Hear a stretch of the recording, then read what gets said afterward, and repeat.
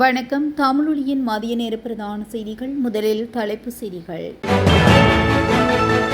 இலங்கையில் அதிகரிக்கும் அபாய நிலை, உடன் நடவடிக்கை எடுக்குமாறு எச்சரிக்கை.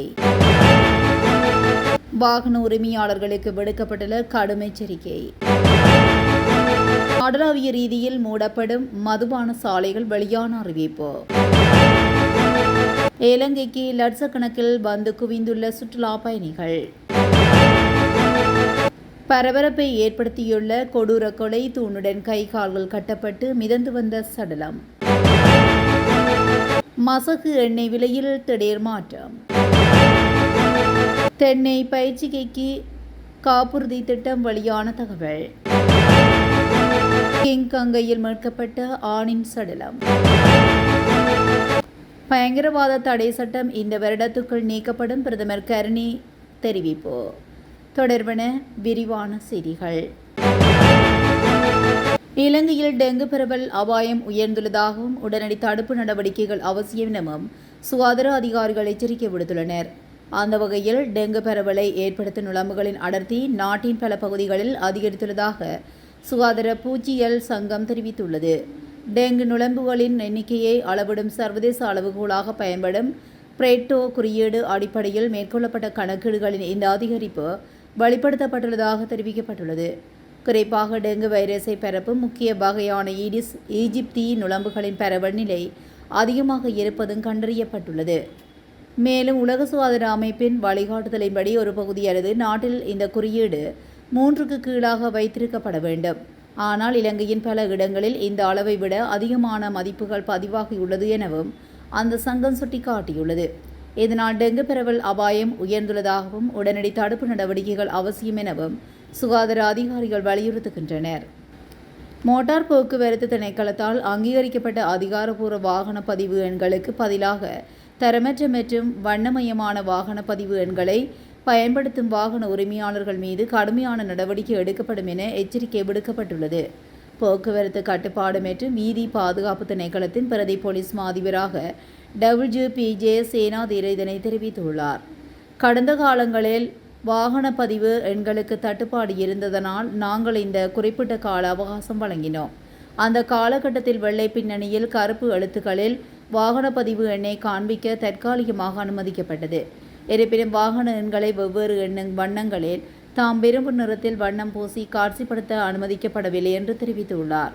எனவே முறையான தரநிலைகள் இல்லாமல் தன்னிச்சையாக தயாரிக்கப்பட்ட வாகன எண் அட்டைகளை கொண்ட வாகனங்களை ஆய்வு செய்து சட்ட நடவடிக்கை எடுக்குமாறு அனைத்து போலீஸ் நிலையங்களுக்கும் அறிவுறுத்தப்பட்டுள்ளதாக கூறியுள்ளார். 2026 ஆண்டு பொசன் பூரணி போயா தினம் மற்றும் தேசிய பொசன் வாரத்தை முன்னிட்டு நாடு முழுவதும் உள்ள அனைத்து மதுபான சாலைகளையும் மூடுவதற்கு உத்தரவிடப்பட்டுள்ளது. மதுவரி திணைக்களத்தின் ஆணையாளர் நாயகம் MPNA பிரேமரத்ன இந்த உத்தரவை பிறப்பித்துள்ளார். இதன்படி ஜூன் 29 பொசன் போயா தினத்தை முன்னிட்டு ஜூன் மாதம் 28 இரவு முதல் ஜூன் 30 வரை காலை வரை மூடப்படும் என அறிவிக்கப்பட்டுள்ளது. மேலும் அனுராதபுரத்தை மையமாக கொண்ட தேசிய பொசன் வாரத்தை முன்னிட்டு ஜூன் 26 முதல் ஜூலை 2 வரை பின்வரும் 4 பிரதேச செயலக பிரிவுகளில் உள்ள மதுபான சாலைகளும் மூடப்படும் என அறிவிக்கப்பட்டுள்ளது.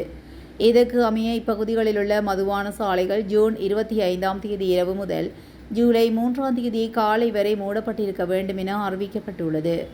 இந்த வருடத்தின் இதுவரையான காலப்பகுதியில் இலங்கைக்கு வருகின்ற சுற்றுலா பயணிகளின் எண்ணிக்கை 11 லட்சத்தை தாண்டியுள்ளதாக சுற்றுலா அபிவிருத்தி அதிகார சபை தெரிவித்துள்ளது. அதன்படி ஜனவரி 1 முதல் ஜூன் 21 வரையிலான காலப்பகுதியில் நாட்டுக்கு வருகை தந்த சுற்றுலா பயணிகளின் எண்ணிக்கை 11,04,354 பதிவாகியுள்ளது. இதேவேளை ஜூன் 1 முதல் 21 வரையிலான காலப்பகுதியில் மட்டும் 82,332 சுற்றுலா பயணிகள் வருகை தந்துள்ளதாக அந்த அதிகார சபை குறிப்பிட்டுள்ளது. ஜூன் மாதத்தில் இதுவரை வருகை தந்துள்ள சுற்றுலா பயணிகளின் அதிகமானோர் இந்தியாவிலிருந்தே வருகை தந்துள்ளதாகவும் அந்த எண்ணிக்கை 31,151 ஆகும். இதேவேளை இவரிடத்தின் கடந்துள்ள காலப்பகுதியில் ஒட்டுமொத்தமாக அதிக அளவிலான சுற்றுலா பயணிகள் இந்தியாவிலிருந்து வருகை தந்துள்ளனர். அந்த எண்ணிக்கையும் 2,81,418 ஆகும். மேலும் இந்த வருடத்தில் மாதம் ஒன்றில் பதிவான அதிகூடிய சுற்றுலா பயணிகளின் வருகை பிப்ரவரி மாதத்தில் பதிவாகியுள்ளதுடன் அந்த எண்ணிக்கை 2,79,328 பதியப்பட்டுள்ளது. காலி ஜின் ஆற்று பகுதியில் பெக்வெல்ல பாலத்துக்கு அருகில் அடையாளம் தெரியாத நபரொருவரின் சடலம் மிதந்து வந்த நிலையில் கண்டெடுக்கப்பட்டுள்ளதாக போலீசார் தெரிவித்துள்ளனர். நேற்று மாலை பொதுமக்கள் வழங்கிய தகவலுக்கு அமைய சடலம் போலீஸ் அதிகாரிகள் மற்றும் உள்ளூர் மக்களால் மீட்கப்பட்டுள்ளது. இதனையடுத்து முன்னெடுக்கப்பட்ட விசாரணையில் இறந்தவரின் முகம் சிதைக்கப்பட்டிருந்ததும் அவரது கைகள் பின்புறம் கட்டப்பட்டிருந்ததும் தெரியவந்துள்ளது. மேலும் குறித்த நபரின் கால்கள் கொன்கிரீட் தூணுடன் ஒன்றாக இறுக கட்டப்பட்டிருந்ததும் விசாரணையில் தெரியவந்துள்ளது. நீரில் மூழ்கடித்துக் கொள்வதற்காக அவரது கால்களில் பெரிய கொன்கிரீட் தூண்கள் கட்டப்பட்டிருக்கலாம் என போலீசார் சந்தேகிக்கின்றனர். நீர்மட்ட அதிகரிப்பினால் ஆற்றில் அடித்து செல்லப்பட்ட சடலம் பின்னர் பொத்தல போலீஸ் பிரிவில் உள்ள பெக்வெல்ல பாலத்துக்கு அருகில் சிக்கிய நிலையில் கண்டெடுக்கப்பட்டுள்ளது. சடலம் இதுவரை அடையாளம் காணப்படாத நிலையில் 40 தொடக்கம் 50 வயதுக்குட்பட்ட ஆணின் சடலமாக இருக்கலாம் என சந்தேகிக்கப்படுகிறது. இதற்கு அமைய போலீசார் மேலதிக விசாரணைகளை ஆரம்பித்துள்ளனர். ஹார்மஸ் நீரிணை மீண்டும் திறக்கப்படுவதன் மூலம் உலகளாவிய மசகு எண்ணெய் விநியோகம் அதிகரிக்கும் என்ற எதிர்பார்ப்பால் எண்ணெய் விலைகள் தொடர்ந்தும் சரிந்து வருகின்றன. இது கடந்த 4 மாதங்களில் மிக குறைந்த விலையாக பதிவாகியுள்ளது. சர்வதேச அளவுகோலான பிராண்ட் ரக மசகு எண்ணெயின் விலை இன்றைய தினம் 0.5% குறைந்து ஒரு பீப்பாய் 76.71 அமெரிக்க டாலராக பதிவாகியுள்ளது. முன்னதாக நேற்றைய தினம் பிராண்ட் ரக மசகு எண்ணெயின் விலை 1% வீழ்ச்சியடைந்திருந்தது. ஈரான் மற்றும் இஸ்ரேல் மோதலின் ஆரம்பத்தில் ஹார்முஸ் நீரிணையை ஈரான் மூடியதனால் உலகின் மிக முக்கியமான கப்பல் போக்குவரத்து பாதைகளில் பாதிப்பு ஏற்பட்டு எரிசக்தி விலைகள் கடுமையாக உயர்ந்திருந்தன. இருதரப்பிலும் எரிசக்தி உள்கட்டமைப்புகள் மீது நடத்தப்பட்ட இந்த தாக்குதல்கள் வெளியேற்றத்துக்கு மேலும் உந்துதலாக அமைந்திருந்தமையும் குறிப்பிடத்தக்கது. இலங்கையில் தென்னம்பிள்ளைகளுக்கான காப்புறுதி திட்டம் ஒன்றை விவசாய மற்றும் விவசாயிகள் காப்புறுதி சபை தெரிவித்துள்ளது. புதிய தென்னை பயிர் செய்ய இலக்காக கொண்டு இந்த காப்புறுதி திட்டம் அறிமுகப்படுத்தப்பட்டுள்ளதாக தெரிவிக்கப்படுகிறது.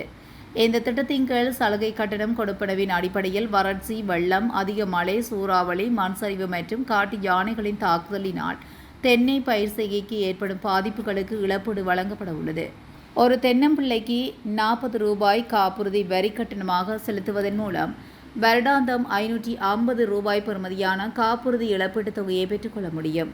அத்துடன் அதிகபட்ச காப்புறுதி காலமான 6 ஆண்டுகளுக்கு ரூபாய் வரி கட்டணத்தின் கீழ் ஒரு தென்னம்பிள்ளைக்கு வருடாந்தம் 12,450 ரூபாய் பெறுமதியான காப்புறுதி இழப்பீட்டை பெற்றுக்கொள்வதற்கு வாய்ப்பு அளிக்கப்பட்டுள்ளது.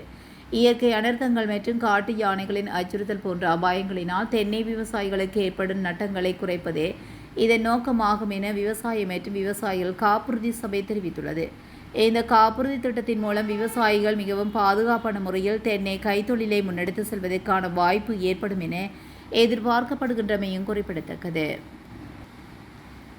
புதிய அரசமைப்பை இயற்றும் விடயத்துக்கு தற்போதைய சூழலில் முன்னுரிமை அளிக்கப்படவில்லை என்பதை ஏற்றுக்கொண்டாலும் நாட்டில் புதிய அரசமைப்பு ஒன்று நிச்சயம் உருவாக்கப்படும் என்பதில் அரசு உறுதியாக உள்ளது என பிரதமர் கரணி அமரசூரிய தெரிவித்துள்ளார். அத்துடன் பல தசாப்த காலமாக விவாதத்துக்குரியதாக காணப்படும் பயங்கரவாத தடை சட்டத்தை முழுமையாக நீக்குவதற்குரிய சட்ட ஏற்பாடுகள் அனைத்தும் தற்சமய நிறைவு பெற்று இறுதிக்கட்டத்தை எட்டியுள்ளது என்று அவர் கூறியுள்ளார். கொழும்பு ஊடகம் ஒன்றுக்கு வழங்கிய விசேட நேர்காணலின் போதே பிரதமர் இந்த முக்கிய விவரங்களை பகிர்ந்து கொண்டுள்ளார். இது தொடர்பில் மேலும் தெரிவிக்கையில் வரும் அரசமைப்பு மறுசீரமைப்பு மேற்கொள்வதை விடவும் நாட்டுக்கு முற்றிலும் புதிய அரசமைப்பு ஒன்றுக்கு செல்வதே எமது அரசின் பிரதான எதிர்பார்ப்பாகும். எமது தேர்தல் விஞ்ஞாபனத்திலும் இந்த வாக்குறுதியை நம் நாட்டு மக்களுக்கு தெளிவாக வழங்கியிருந்தோம். புதிய அரசமைப்பு கொண்டுவரப்பட வேண்டும் என்ற கொள்கை ரீதியான விடயத்தினை நாம் இப்போது மிகவும் உறுதியாகவே உள்ளோம். இதுகுறித்து ஆரம்பகட்ட பேச்சுக்கள் மற்றும் உரிய நடவடிக்கைகள் தற்போது இடம்பெற்று வருகின்றன. எனினும் அந்த விடயத்துக்கு தற்போதைய காலகட்டத்தில் முதன்மை முன்னுரிமை வழங்கப்படவில்லை என்பதை நாம் மறைக்காமல் ஏற்கின்றோம். ஏனெனில் நாடு தற்சமயம் எதிர்கொண்டுள்ள சவாலான சூழ்நிலையில் பொருளாதாரம், கட்டமைப்பு, அபிவிருத்தி மற்றும் வறுமை ஒழிப்பு ஆகிய அத்தியாவசிய தேவைகளுக்கு எமது அரசு தற்போது கூடுதல் கவனம் செலுத்தி வருகின்றது. எனினும் பயங்கரவாத தடை சட்டமானது இந்த வருடத்துக்குள் நிச்சயமாக நீக்கப்படும். அதற்குரிய ஆரம்பகட்ட சட்ட நடவடிக்கைகள் அனைத்தும் முழுமையாக முடிவடைந்து விட்டன என்று இது தொடர்பான உத்தியோகபூர்வ யோசனை மிக விரைவில் அமைச்சரவையின் ஒப்புதலுக்காக சமர்ப்பிக்கப்பட உள்ளது. இலங்கையில் எரிபொருள் விலையை உடனடியாக குறைக்க முடியும். ஆனந்த பாலித வெளியிட்டுள்ள தகவல். இலங்கையில் தற்போதைய சூழலில் எவ்வித நட்டமுமின்றி பெட்ரோல் விலையை 125 ரூபாவாலும் டீசல் விலையை 110 ரூபாவாலும் உடனடியாக குறைக்க முடியும் என்று ஐக்கிய மக்கள் சக்தியின் தொழிற்சங்க கட்டமைப்பின் அழைப்பாளர் ஆனந்த பாலித தெரிவித்துள்ளார். இதில் கோட்டையில் உள்ள ஐக்கிய மக்கள் சக்தி தலைமை அலுவலகத்தில் நேற்று நடைபெற்ற ஊடகவியலாளர் சந்திப்பில் கலந்து கொண்டு கருத்து தெரிவிக்கையிலேயே அவர் இதனை குறிப்பிட்டுள்ளார். அதிகரித்து வரும் எரிபொருள் விலையை கட்டுப்படுத்த மக்களுக்கு எரிபொருள் மானியம் வழங்கியதாக அரசு கூறி வருவது முற்றிலுமாக பொய்யானது. 1 லிட்டர் எரிபொருள் விலையை 600 முதல் 700 ரூபாய் வரை உயர்த்தியிருக்க வேண்டிய நிலை இருந்ததாகவும், ஆனால் மக்களை கருத்து கொண்டு அவ்வாறு செய்யவில்லை என்று அரசு நாடகமாடுகின்றது. இத்தகைய ஏமாற்று அறிவிப்புகளை அரசு உடனடியாக நிறுத்த வேண்டும். பொது பயன்பாடுகள் ஆணைக்குழுவின் ஆலோசகரும் எரிபொருள் ஆய்வாளருமான சிரில் சல்காதுவின் நேரடி தலையீட்டுடன் இலங்கைக்கு மிக குறைந்த விலையில் கச்சா எண்ணெய் பெற்றுத்தர நடவடிக்கை எடுக்கப்பட்ட போதிலும் அரசு அதில் கவனம் செலுத்தவில்லை. இதற்கு மாறாக இலங்கை வரலாற்றில் என்றுமில்லாதவாறு அவசர தேவைகளுக்கான உடனடி கொள்முதல் திட்டத்தின் கீழ் அதிக விலைக்கு எரிபொருளை இறக்குமதி செய்யவே அரசு முற்பட்டுள்ளது. இத்துடன் தமிழொலியின் மதிய நேர பிரதான செய்திகள் நிறைவடைகின்றன. தொடர்ந்தும் செய்திகளோடு இணைந்திருக்க தமிழொலி ஊடகத்துடன் இணைந்திருங்கள். நன்றி, வணக்கம். தமிழொலி ஒரே பார்வையில் இன்றைய செய்திகளை உடனுக்குடன் தெரிந்து கொள்ள தமிழொலி யூடியூப் தளத்தை சப்ஸ்கிரைப் செய்து இந்த வீடியோ பிடிச்சிருந்தா லைக் பண்ணுங்க, கமெண்ட் பண்ணுங்க, ஷேர் பண்ணுங்க. மறக்காம கீழே இருக்கிற பெல் ஐகானை கிளிக் பண்ணுங்க.